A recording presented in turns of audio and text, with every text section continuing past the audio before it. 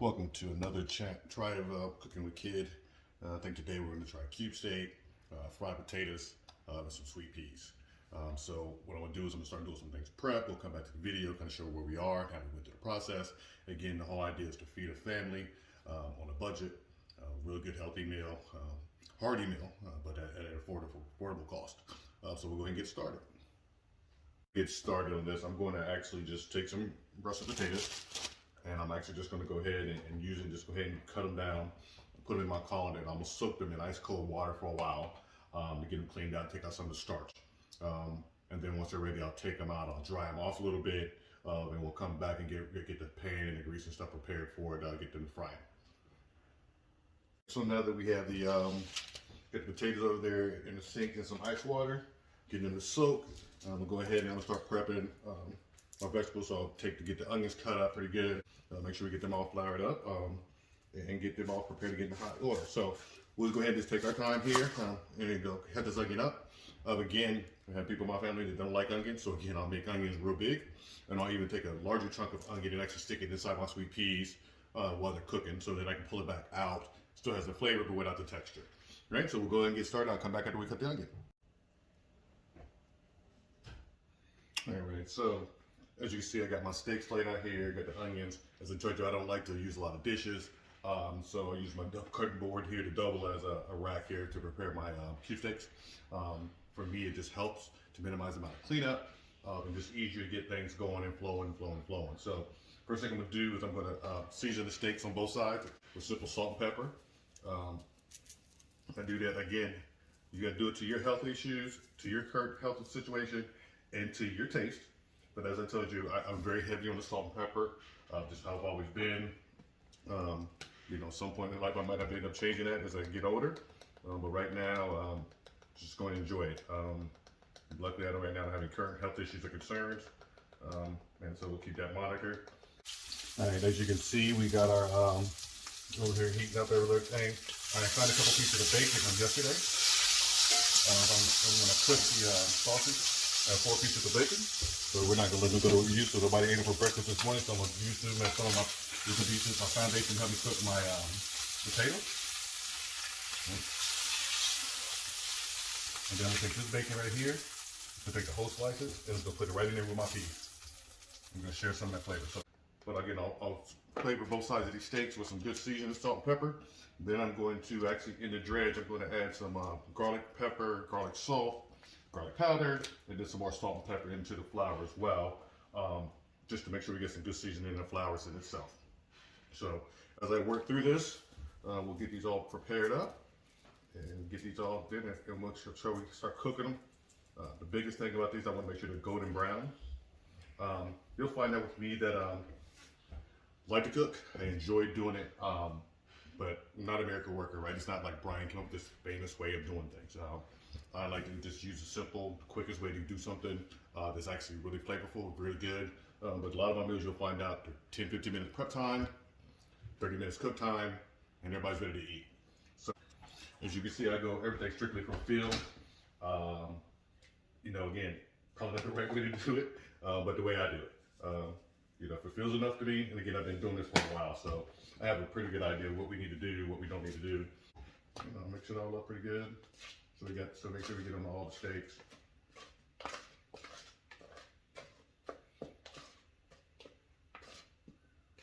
right. So that's good to mix up now. So what I'm going to do now is I'm going to go ahead and get the oil started up, and I'll come back and we'll go to the next steps. All right. So now that we got our grease back there going, and we'll move over there, move the camera over there in a little bit. We got the grease all going. Get it heated up. We've got actually put the peas on. We'll show you what's going on there with the peas. I'm gonna cook them really, really slow as well. Add a little bacon to them, onions, butter, to get some good flavor to them. Dredging the cube steaks while our meat is heating up, and it's just real simple, right? I just stick it in here, I dredge it up, make sure I cover it really good, and I set it right back down. Shake off all the excess flour. Well, the one thing I do like to let them sit for a couple minutes, so I'm dredging them now. Also with the cube steaks, you can't cook them all at once. Do not overcrowd your pan. You need 2, maybe 3 batches. Even in my largest cast iron, just because I won't crowd them, I'll put no more than 4 steaks at a time. Alrighty. So we're going to get started. Turn this fan on. I end up getting that grease a little bit too hot. So we'll slow it down a little bit here. The big grease starting to burn up and make everything really bad in here. Again, make sure you don't have a mint. Choose the pot over for your cast iron because it will burn. So what I'm going to do is I'm going to go ahead and get this potato started. It's getting hot enough in there. Basically, we're trying to make some crispy fried steak without the onions.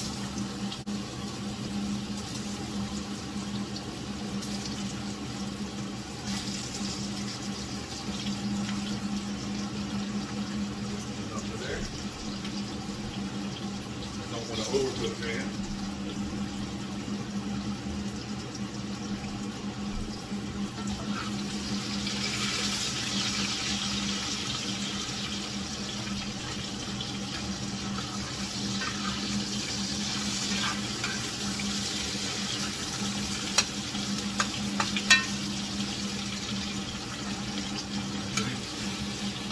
Cookies to a golden brown.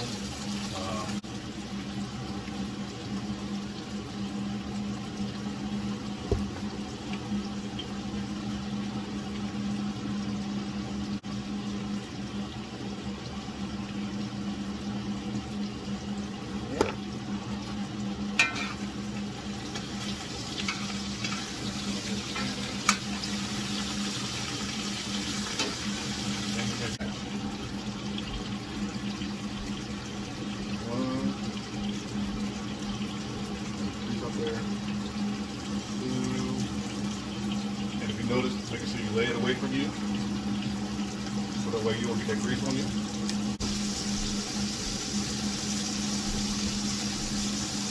I usually let them cook for about 3 minutes or so per side. Just up like this golden brown. Alright, so just go ahead and take some time to turn these. Again, I'm going to flip these away from myself. Over that grease is touching on me. Get a nice little golden brown on it.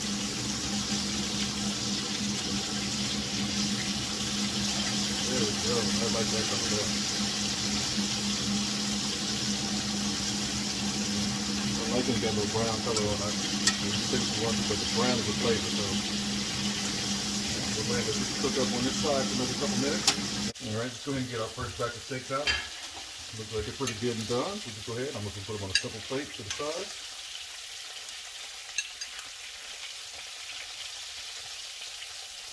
I will wrap them loosely with some aluminum foil. Our potatoes are starting to brown up over here a little bit. Trying to get a good brown and some coating on these, so I'll keep texting and flipping so I can make sure I get them good and brown, but not overcooked. I don't mind a couple crispy ones for my personal flavor, so I'll leave some of these in here a little bit longer, even after I'm done cooking the bulk of them, because I do like mine a little extra crispy. I'm going to turn the heat down to medium. So I got the medium, then I'm going to go ahead and add my onions. As I said before, we use large onions here, just out of respect.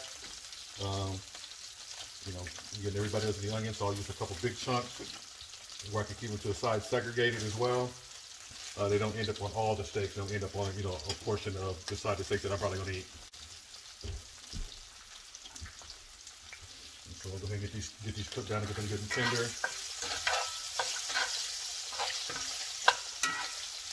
And then, like I said, as I make my roux and gravy for this, we'll slide this over to the side and get it ready. As you can see, our potatoes are about done, so I'll turn them down as well. Turn them down again. I like mine a little bit crispier, so we'll let them cook a little bit longer, but I'm going to slow them down to a slow simmer, just so it retains some of the heat from the pan itself. That'll keep them cooking. Our peas have actually turned out really, really good. I've tasted them real quick. They're good. They're not mushy. They're soft enough, but they got a good. You can taste the butter. You can taste the bacon. Any onions in it. So to make up your roux, this is where I struggle a little bit. First of all, we're going to get these bits off the bottom of this, right, to get the flavor bits, right? We're going to get them off the bottom of the pot. I'm using my rubber mat, my little rubber spoon here, or plastic spoon, so I don't scratch up my pan anymore. That we used earlier to dredge the steaks in. Have the brain down there. But we're going to try to make us a roux out of this. Also, I'm going to use, for some flavoring, I'm actually using Lipton onion soup mix. Works for me. You know, everybody can do it differently, different way they do it, but it works for me. Again, make sure you get them bits off the bottom. I'm going to be using, I'm just going to use my butter here to add to it as well. And then as it starts thickening, I'll add a little bit of water at a time as we go through it, just to keep it thick. And all measured, I'll probably add like a quarter cup of water first. Then I'll add it, as we go. So I don't want my gravy too thick, but I don't want it to run all over the floor either, right? So we see our roux is starting to come about. It's still a little thick. So I'm gonna go ahead and add a little bit more water. And since I'm adding the water here, I'm gonna add a little bit more salt and pepper. Since I end up having to add more water than I plan to.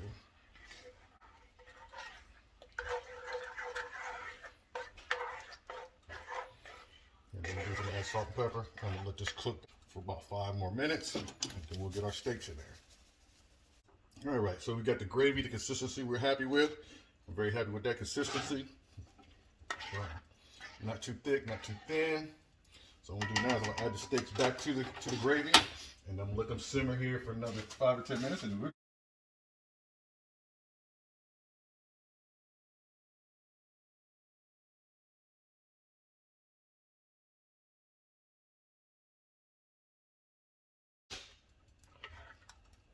And again, the whole thing about this is just for me to have fun. I enjoy cooking. See, our cube steak came out pretty good. My potatoes are as crispy and dark, and I told you I took some out. I left the crispier ones for me. And then we got sweet peas, and again with bacons and onions. All right, so we'll go ahead and wrap this up. As you can see now, I put the onions back in, but again, out of respect, I'll put the onions over here to one side by themselves so they don't get mixed in with the rest of the meat, but they'll still have the same flavor for them. Got our fried potatoes, got our peas. Again, about $11 meal. We got probably $8 in cube steak, $1 in potatoes, and $1 in peas, right? So $8 to $10 to $12. And family, if I would be to eat this with no problems, and probably even still have a piece or two left over for tomorrow's lunch. So the whole idea is, again, have a good healthy meal. Feed the family hearty, but to save $1 or $2.